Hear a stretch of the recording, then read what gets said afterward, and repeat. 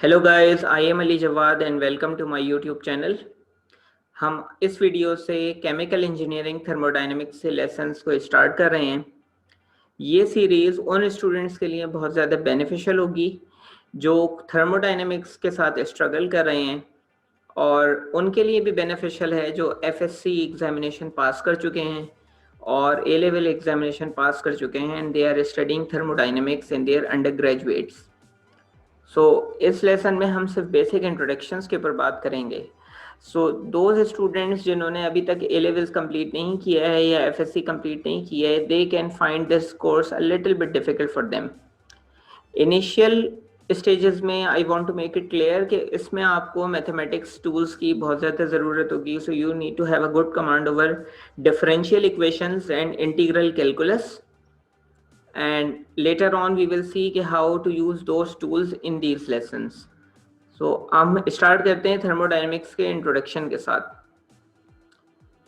दुनिया में जितनी भी इंडस्ट्रीज हैं, चाहे वो केमिकल इंडस्ट्रीज हों, चाहे वो मटेरियल इंडस्ट्रीज हों, चाहे वो फूड इंडस्ट्रीज हों, चाहे वो मेटलर्जिकल इंडस्ट्रीज हों, चाहे वो ऑटोमोबाइल्स इंडस्ट्री हो, चाहे वो कोई गाड़ी बनाने की कंपनी हो या गाड़ी का इंजन हो, और छोटी से छोटी चीज़ से लेके बड़ी से बड़ी चीज़ तक हम थर्मोडायनेमिक्स की बेसिक्स प्रिंसिपल को अप्लाई कर सकते हैं। और थर्मोडायनेमिक्स के डोमेन का अंदाज़ा इस बात से लगाया जा सकता है कि ये मल्टीपल इंडस्ट्रीज़ की बैकबोन के तौर पे माना जाता है। हम इस सिलेबस में, इस कोर्स में थर्मोडायनेमिक्स के सिर्फ उस एस्पेक्ट्स पे बात करेंगे जो केमिकल इंजीनियरिंग से रिलेटेड है। हम स्टार्ट करते हैं। थर्मोडायनेमिक्स एक ऐसी ब्रांच ऑफ साइंस है जो ड्राइविंग फोर्सेस के साथ डील करती है। ड्राइविंग फोर्सेस का मतलब क्या होता है?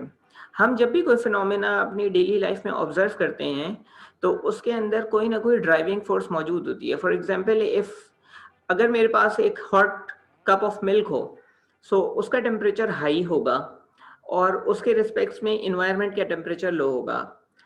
ये डिफरेंस ऑफ टेम्परेचर की वजह से heat will flow from the cup to the environment.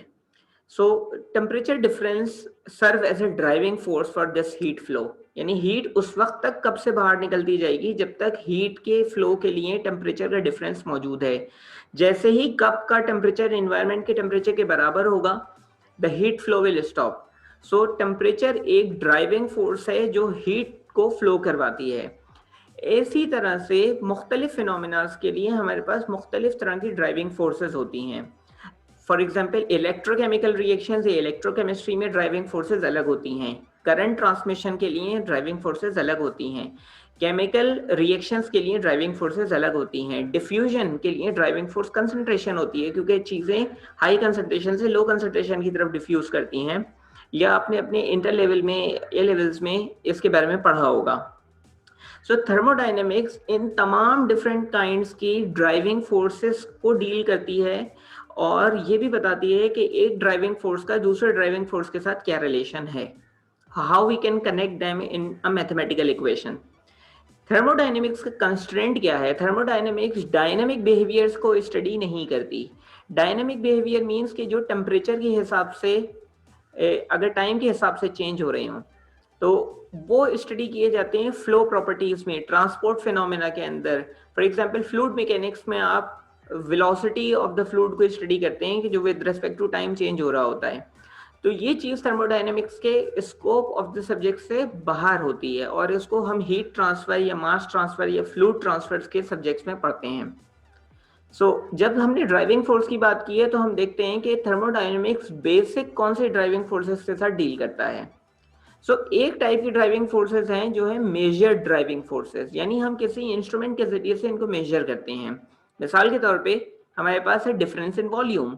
अगर कोई गैस है जो एक लिमिटेड अमाउंट ऑफ वॉल्यूम रखती थी और वो एक्सपेंड होके एक पर्टिकुलर अमाउंट में फैल गई है, तो there is a difference in volume, तो हम इस वॉल्यूम को मेजर कर सकते हैं।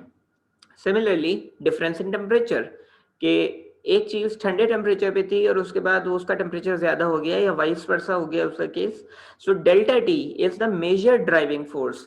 In a similar way, difference of pressure at two different points is also a driving force in thermodynamics. Similarly, difference in concentration. दूसरी टाइप की driving force है हमारे पास कैलकुलेटेड ड्राइविंग फोर्स। ये किसी इंस्ट्रूमेंट के जरिए मेजर नहीं की जा सकती, लेकिन इंस्ट्रूमेंट को यूज करते हुए कुछ रीडिंग्स ली जाएं और उन रीडिंग्स के जरिए कुछ कैलकुलेशंस परफॉर्म की जाएं, तो ये ड्राइविंग फोर्सेस की वैल्यूज हमें पता चलती है। इसी वजह से इनको कैलकुलेटेड ड्राइविंग फोर्स कहते हैं।